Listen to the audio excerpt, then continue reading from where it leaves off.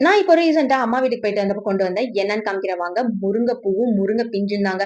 பக்கத்துல ஒருத்தவங்க மரம் வெட்டுனாங்க. சோ அவங்க குடுத்திருந்தது தான் இதெல்லாம். அத வந்து நம்ம இப்ப கிளீன் பண்ணி இதெல்லாம் சமைச்சிடலாம் அப்படின்னு சொல்லிட்டு கிளீன் பண்ணிட்டு இருக்கேன். முருங்க மரத்துல இருக்க எல்லாமே வந்து நெறைய மருத்துவ குணம் உடையது. அதுவும் நம்ம இப்ப கன்சீவா இருக்கிறதுனால ரொம்ப ரொம்ப ஹெல்ப்ஃபுல்லா இருக்கும். அதனால இது எல்லாத்தையும் நல்லா கிளீன் பண்ணி எடுத்து வச்சுட்டேன். இதுல வந்து கொஞ்சமா எண்ணெய் சேர்த்து கடுகு, உளுத்தம் பருப்பு, கடலை பருப்பு இதெல்லாம் தாளிச்சுக்கலாம். தாளிச்சுட்டு அதுக்கப்புறமா வெட்டி வச்சிருந்த ஒரு மீடியம் சைஸ் வெங்காயத்த எடுத்து போட்டு, அதையும் வதக்கிட்டு தேவையான அளவு உப்பு போட்டீங்கன்னா, சீக்கிரம் வதங்கிரும். அதுக்கு தான். ஸோ உப்பு போட்டு வதக்கிட்டு, இப்ப நம்ம கிளீன் பண்ணி வச்சிருந்த இந்த பூ, பிஞ்சு எல்லாத்தையுமே வந்து இதுல ஆட் பண்ணிக்க போறோம். அப்படியே ஆட் பண்ணி சுருள சுருள வதக்க போறோம். இந்த முருங்கை பிஞ்செல்லாம் இது மாரி குட்டி குட்டியா கட் பண்ணி போட்டுக்கிட்டேங்க. அவ்வளதான். இத ஆல்ரெடி நம்ப முருங்கக்கீரை செய்றோம் இல்லைங்களா? அதே மெத்தட் தாங்க. அவ்வளதான்.